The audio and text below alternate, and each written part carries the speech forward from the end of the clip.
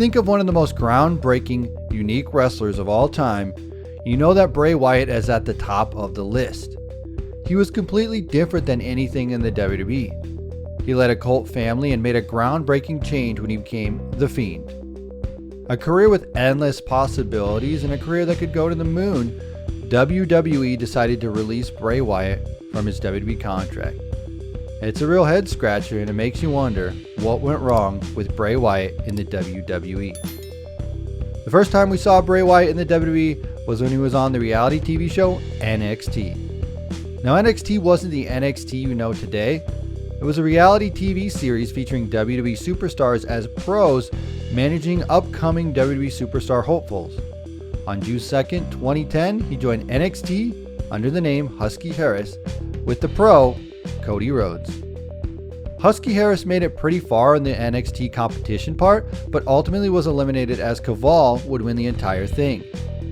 He would show up during the final night as Husky Harris, and the rest of the eliminated competitors would beat up Kaval. Nothing really came from this on NXT. At the 2010 Hell in a Cell, he was disguised with Michael McGillicuddy and interfered in a match between John Cena and Wade Barrett. They helped Wade Barrett win, forcing John Cena to join Wade Barrett's Nexus per the pre-match stipulation. Harris and McGillicuddy's identifiers were revealed on Monday Night Raw the following night, though Barrett claimed he had not asked for the help and refused to make them full-time members of the Nexus. The following week on Raw, Harris and McGillicuddy cost Cena a match against The Miz, prompting Barrett to give them an opportunity to win a membership in the Nexus. Harris and McGillicuddy failed to earn a place in the Nexus when they lost to Cena and Randy Orton in a tag team match, but in spite of their loss, they were inducted into the Nexus the following week on Raw. In January of 2011, CM Punk took over the Nexus and had each member put through an initiation. Husky Harris passed his initiation, a lashing from the rest of the group, and was allowed to remain a member of the new Nexus alongside Punk, McGillicuddy, and David Otunga. On the January 31st episode of Monday Night Raw, Harris and McGillicuddy unsuccessfully challenged Santino Marella and Vladimir Kozlov for the WWE Tag Team Champions after Randy Orton attacked the duo as part of his rivalry with the Nexus and punted Husky Harris in the head. This was used to write Husky Harris off of television. This would be the last we would see of Husky Harris in the WWE. NXT was eventually changed to the developmental brand for the WWE and more of what you expect NXT to be today. When Florida Championship Wrestling became NXT, a new character named Bray Wyatt would make his debut. He was portraying the character in FCW, but this would be a much grander stage for him. Eventually, he would create the Wyatt family and have Luke Harper and Eric Rowan be a part of his group. This group was awesome, and you could see that Bray Wyatt was a pioneer. And as I stated before, there was nothing like Bray Wyatt in the WWE at the time, or really ever to be honest. On the microphone, there was nobody better than him. He spoke in riddles and metaphors and would talk about his backwoods creepy family. It's like something you would see out of a horror movie. The key to all of this success was Bray Wyatt himself.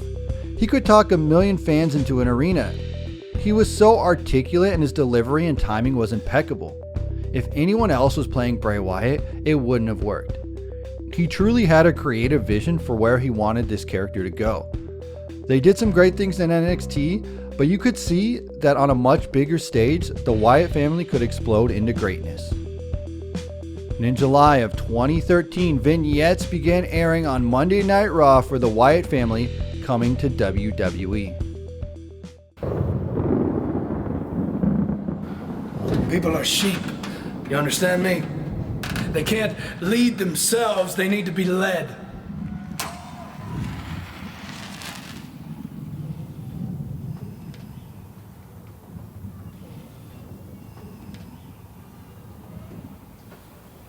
We're here. The Wyatt family made their debut by assaulting Kane.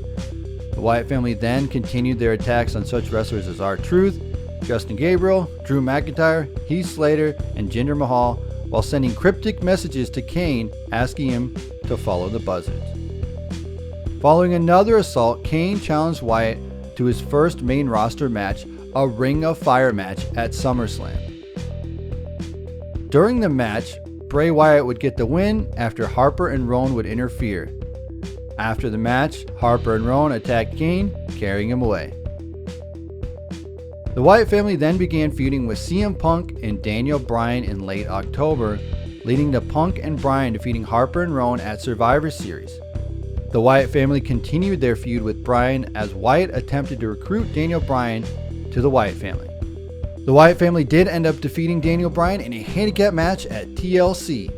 And on the final Raw of 2013, Daniel Bryan defeated Harper and Rowan in a gauntlet match so that he could face Wyatt, where Harper and Rowan interfered for a DQ and attacked him until a frustrated Daniel Bryan finally gave up and joined the Wyatt family. After Bryan joined them, the Wyatt family could not find success. This caused Bray Wyatt to punish Daniel Bryan, leading Bryan to attack every member of the Wyatt family on the January 13th episode of Monday Night Raw to signal him breaking free from the group.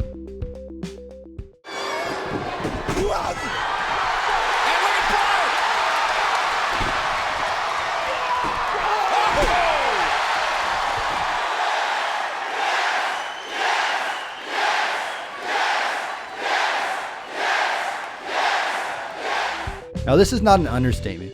Daniel Bryan leaving the Wyatt family is one of the coolest moments in wrestling history. If it wasn't for the crowd reaction and the reception of Daniel Bryan, his career would have went a different way. It was because this moment that Daniel Bryan would main event WrestleMania and become the WWE champion this same year. Speaking of WrestleMania 30, Bray Wyatt would enter a program with John Cena and would have a match with him at the grandest stage of them all. Bray Wyatt was wanting to prove that Cena's heroic act was a facade characteristic of this era of lies, while also trying to turn John Cena into a monster. Wyatt went on to accept John Cena's challenge for a WrestleMania match, with Cena successfully resisting the urge to become a monster, and he overcame the interference of Harper and Rowan and defeated Bray Wyatt at WrestleMania 30, making this Bray Wyatt's first pinfall on the WWE main roster. The feud continued after WrestleMania, with John Cena ultimately getting the best of him in a last man standing match at Payback 2014. This was one of the first missteps of the WWE at the time. Most people thought it would be more intriguing if Bray Wyatt would have beat John Cena. The man behind Bray Wyatt was also so fantastic that even this blunder, well, he would continue to be successful. In September of 2014, Bray Wyatt would set Luke Harper and Eric Rowan free and let them go on their own. Bray would then have a program with Dean Ambrose and say he was going to fix them like he did with Rowan and Harper. Bray would have a series of matches that included a TLC match, a street fight, and an ambulance match, with Bray Wyatt coming out the victor in the feud. Leading up to WrestleMania 31, Bray Wyatt would have a series of promos airing, saying that he is the new face of fear. He would go on to challenge The Undertaker to a match at WrestleMania. Wyatt was unsuccessful defeating The Undertaker at WrestleMania. Looking back, they had a fun match, and seeing Bray Wyatt versus The Undertaker was really awesome. However, another big loss for him at WrestleMania wasn't a good look for him. In 2015, the Wyatt family would join forces again, and they would introduce the black sheep of the family, Braun Strowman, to the WWE Universe. A lot happens with Bray Wyatt and the Wyatt family going forward, so I figured I'd kind of speed run through the rest of this. The Wyatt family would have a confrontation with The Rock at WrestleMania 32. Randy Orton would join the Wyatt family, which led to a match with them at WrestleMania 33. And leading up to that match, Bray Wyatt would win the WWE Championship at Elimination Chamber. And then, at WrestleMania 33, he would lose that WWE Championship to Randy Orton. The Wyatts would have a rocky relationship, with members joining and leaving all the time for various reasons, including the Superstar Shakeup. And in 2017, Bray Wyatt would have a program with Finn Balor, which resulted between the two having a match at SummerSlam. Balor would defeat Bray Wyatt with his Demon King persona. Wyatt again lost to Balor at No Mercy the following month.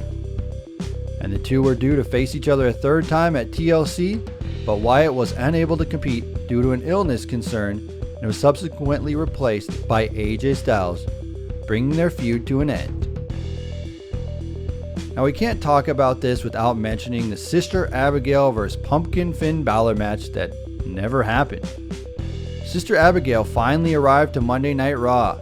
After being talked up by Wyatt for much of his career as a powerful spirit and a guiding force, she took her place on the stage by taking over Bray Wyatt's family human frame face thing, calling out Finn Balor. Yeah, it was Bray Wyatt in pantyhose. That's literally what it was. She wasn't an actual person or a debuting female superstar as many wanted it to be, but instead a ghostly figure that Wyatt channeled. The scene was corny, low rate, and laughable. The crowd at the time fell silent during the unveiling. ProWrestling.net columnist Jason Powell wrote, "Sister Abigail speaking through Wyatt is absurd." Danny Buckholder of CBS Sports tweeted, "Bummer that all of this build-up, Sister Abigail is just an auto-tuned Bray Wyatt." In November, Wyatt began a feud with Matt Hardy after defeating him in a match, which resulted in Matt Hardy's broken gimmick re-emerging. The two had a feud that ultimately turned into a partnership that resulted in them winning the Raw Tag Team Championships. After they lost the Tag Team Championships in the summer of 2018, Matt Hardy took some time off to heal his injuries, and the team was disbanded. In April of 2019, ominous vignettes began airing across the WWE programming depicting a sinister buzzard puppet, a witch doll, and various other toys. Later that month, Wyatt began appearing in pre-recorded segments as the host of a surreal children's programming known as the Firefly Funhouse. He was sporting different hair and a shorter beard and a leaner physique. Over the next few weeks, the Funhouse segments began to become more sinister. Then he appeared in a demonic mask under the persona, The Fiend, and he was here to protect us. The Fiend run was crazy. He wrestled in red lights, had a huge mallet, and did some of the most bizarre stuff you could imagine. Some of it was so bad it's good, and others was just so bad. They were really all over the place with this character, but it was entertaining and it drove merchandise sales for them. The Fiend would end up winning the Universal Championship 2 times, losing it once to Goldberg. Yikes. At WrestleMania 36, rather than a traditional wrestling match, The Fiend and John Cena squared off in a surreal trip through the history as moments from Bray Wyatt's career and John Cena's history. They were all played out. The Fiend ultimately ended up defeating John Cena, and this marked Bray Wyatt's first ever victory at WrestleMania. This was during the pandemic era, where there were no fans, and they really made something different here. If you haven't seen this match, it's a must watch. Eventually, Alexa Bliss would join The Fiend as a creepy side character. She would host her own show called Alexa's Playground, and it was really just an offshoot of The Fiend himself. In an Inferno match with Randy Orton, The Fiend would be set on fire, and then soon after, he'd come back as an uber fiend of sorts. He was grotesque and charred, and it looked amazing. The WWE wardrobe department did a great job with The Fiend during his entire run. Another match with The Fiend and Randy Orton was scheduled for WrestleMania 37. At the event, The Fiend shed his charred and burned look, appearing in the original Fiend attire, though with an altered top, red eyes, and a slightly redesigned mask, and he rose from inside a huge Jack-in-the-Box as part of his entrance. Later in the match, Alexa Bliss appeared on top of the box, pouring black liquid all down her face. This distracted The Fiend long enough to allow Orton to hit the RKO and pick up the win. After a brief stare down between The Fiend and Alexa Bliss, the lights went out and the pair disappeared. The following episode of Raw, Bliss declared that she no longer needed The Fiend, and while Wyatt's cheery Funhouse persona also returned in the Firefly Funhouse, stating that he was looking forward to a fresh start. This marked Wyatt's final appearance in the WWE, and he was released on July 31st, 2021, thus ending his 12-year run with the company. Alexa Bliss and Alexa's Playground, that character is still going on. The Bray Wyatt character was something that comes around once in a lifetime, something so unique that it could only be contributed by its creator. With so many ups and downs, there's no reason why Bray Wyatt should have lasted as long as he did in the WWE. The Wyatt family became a mess at so many points during its run. WWE constantly wanted to break up the group and bring them back together, They made Rowan and Harper a solo act, and then a team again, and then back to the family. The biggest issues with Bray Wyatt was that he lost so many big matches. He lost many major WrestleMania programs. Wins and losses don't matter, you might be thinking, but they do. If you constantly lose all major feuds in a row, how are you supposed to expect people to believe that you can ever win? People can't get behind you. However, the man behind Bray Wyatt was so good that the character survived. Then came The Fiend. He was a goofy bastard that you couldn't help but watch. WWE did a fantastic job designing the outfit and mask of the character, but at times they really had no idea what to do with him. I never knew if what I was watching was so bad it's good, or just terrible. Then they paired him with Alexa Bliss, who I felt seemed more like a cosplay than an actual serious threat. She turned on him and then they was pretty much destroyed. He would claim he was going to have a fresh start, and even slated to come back in August before WWE released him. Bray Wyatt is a guy who has one of the most creative minds in the entire pro wrestling business. A character that if anybody else was behind, the gimmick just wouldn't work at all. He had too many different changes, and the more they did, the more it hurt the character. He ate spoonfuls of shit, but somehow made it work. In the end, you can credit him for 100% of the character working, but at this point, I don't blame him if he distanced himself from pro wrestling altogether and took time for himself and his family.